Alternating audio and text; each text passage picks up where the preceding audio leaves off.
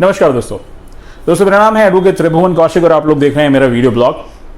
दोस्तों आज मैं बात करने जा रहा हूं बॉम्बे हाई कोर्ट की नागपुर बेंच का एक जो लैंडमार्क जजमेंट आया है अबैटमेंट टू सुसाइड के मुकदमे में, जहां पे जो है अभियुक्त पर्सन को जो है कोर्ट ने बेल ग्रांट किया। अगर अभी तक आप लोगों ने मेरी सोशल मीडिया डिटेल्स के मार्फत अगर आप लोगों ने मुझे सोशल मीडिया पे फॉलो नहीं किया है और अगर आप लोगों ने मेरा यूट्यूब चैनल सब्सक्राइब नहीं किया है तो कर लीजिएगा। दोस्तों आइए आज का वीडियो शुरू करते हैं। दोस्तों ये मुकदमा है Vinod Shiv Kumar versus state of Maharashtra और ये मुकदमा बॉम्बे हाई कोर्ट की नागपुर बेंच के सामने आया, जो आया criminal application BA number 644 of 2021 में।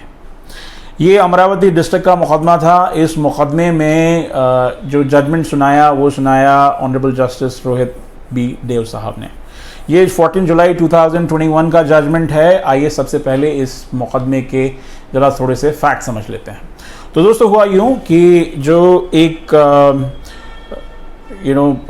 विक्टिम हैं इस मुकदमे में मिसेस डी, वो जो है फॉरेस्ट डिपार्टमेंट में काम कर रही थी और वो काम कर रही थी फॉरेस्ट डिपार्टमेंट में कई सालों से। उन्होंने जो है इस बीच उनके अधिकारियों के ऊपर उनको मानसिक प्रताड़ित करने का आरोप लगाया और उनका ये भी कहना था कि उनको ऐसी जगह पोस्टिंग दी गई जिसकी वजह से जो है इस मानसिक प्रताड़ना के चलते उनका मिस कैरेज भी हो गया। इसके बाद में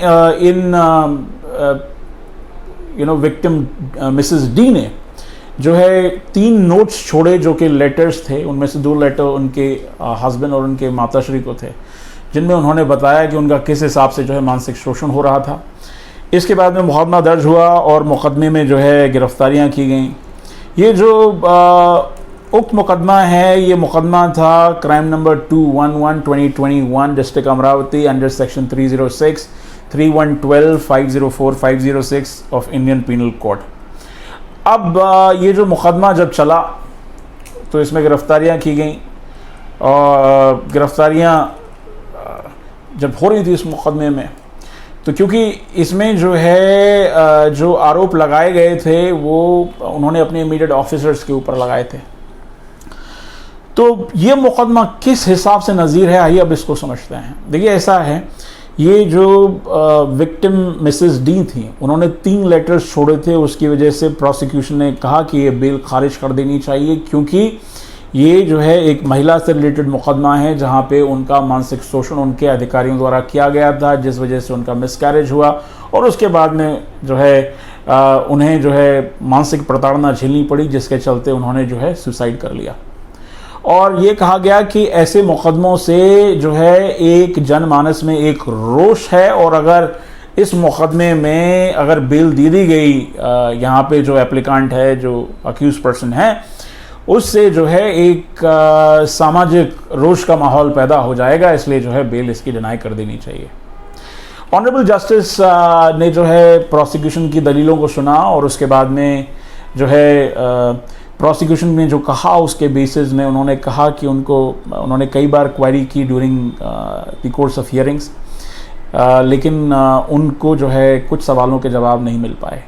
उनमें से पहला सवाल ये था कि जब अक्यूज पर्सन जो कि जिस डिपार्टमेंट में जो है विक्टिम मिसेस डी काम कर रही थी उसमें सीनियर है, उसको सस्पेंड कर दिया गया है, तो किस हिसाब से जो है इन्फ्लुएंस कर सकता है ट्रायल को।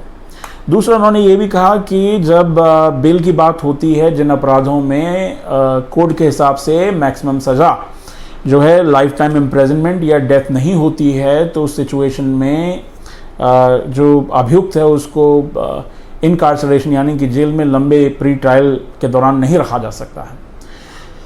तीसरा उन्होंने ये कहा कि ये जो लेटर्स जिनके बारे में प्रोसिक्यूशन जिनके ऊपर रिलाई कर रहा था, जो कि डिसीज के सुसाइड नोट थे, उनको अभी during a course of a trial जो है सत्यापित नहीं किया गया है। साथ ही साथ उन्होंने कहा कि जो बेल के जो जनरल प्रिंसिपल्स हैं कि जैसे कि अभियुक्त जो है जगह छोड़ के नहीं भागेगा, अभियुक्त जो है during a course of a trial आएगा, अभियुक्त जो है किसी हिसाब से जो है विटनेसेस को टेम्पर करने की कोशिश नहीं करेगा, उनमें से किसी भी जो बेसिक सिद्धांत है, जनरल प्रिंसिपल है बेल का, उसका जो है अभियुक्त ने जो है वायलेशन नहीं किया है। कोर्ट ने इस मुकदमे में अभियुक्त को जो है बेल पे जो है एडमिट किया और कहा कि वो जो है हिंदुस्तान छोड़ के नहीं भागेगा, उसको अपना पासपोर्ट जमा करना पड़ेगा और साथ ही साथ जो उसका अपडेटेड एड्रेस है वो अपना अपडेटेड एड्रेस वो जो है जमा करेगा इन्वेस्टिगेटिंग ऑफिसर के पास। तो ये दोस्तों एक मुकदमा जो है ये नज़ीर है। इसमें आप एक बात समझिए कि प्रोसिक्यूशन की तरफ से एक और बात कही गई कि यार देखिए ऐसा है जब ये जो अपराध हुआ उसके बाद में ये जो अभियुक्त है, इस अभियुक्त ने जो है भागने की कोशिश की और उसको रेलवे स्टेशन से पकड़ा गया। उस पर भी ऑनरेबल जस्टिस ने कहा कि देखिए ऐसा है जब कोई अपराध होता है और जिसको अपराधी बनाया जाता है या जिसको अक्यूज पर्सन जो है कहा जा रहा है मुकदमे में, हर आदमी अपने हिसाब से ऐसी एक्सट्रीम सिचुएशंस में रिएक्ट करता है। तो ये सिर्फ कि ये जो अभियुक्त है ये भागने की कोशिश कर रहा था, ये कोई ऐसा कोई ग्राउंड नहीं है जिसके बेसिस पे ये बेल ना दी जाए, क्योंकि जब ऐसे अपराध होते हैं तो जितने भी अक्यूज पर्सन्स हैं उनका फंडामेंटल राइट है कि वो जो है उनके लिए जो लीगल रेमेडीज़ हैं उनका इस्तेमाल कर सकते हैं। तो दोस्तों एक नज़ीर मुकदमा है जिसमें कोर्ट ने कहा कि जनता में व्याप्त रोष के बेसिस पे बेल को खारिज नहीं किया जा सकता है।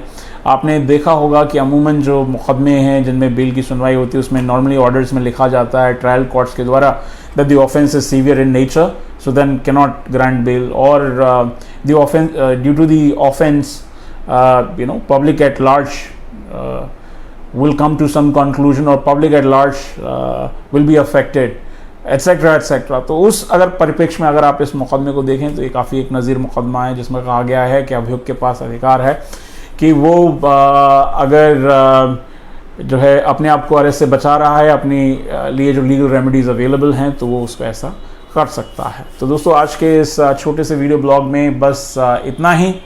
अभी तक आप मेरा वीडियो देख रहे थे, आई होप आप लोगों ने मेरा यूट्यूब चैनल सब्सक्राइब कर दिया होगा। नहीं किया है तो कर लीजिएगा। सोशल मीडिया डिटेल्स हैं जिससे आप मुझे फॉलो कर सकते हैं। मेरा कॉन्टैक्ट नंबर भी है, अगर आपकी कोई लीगल परेशानी है तो आप मुझसे कंसल्ट कर सकते हैं। दोस्तों आज के लिए बस इतना ही। नमस्कार।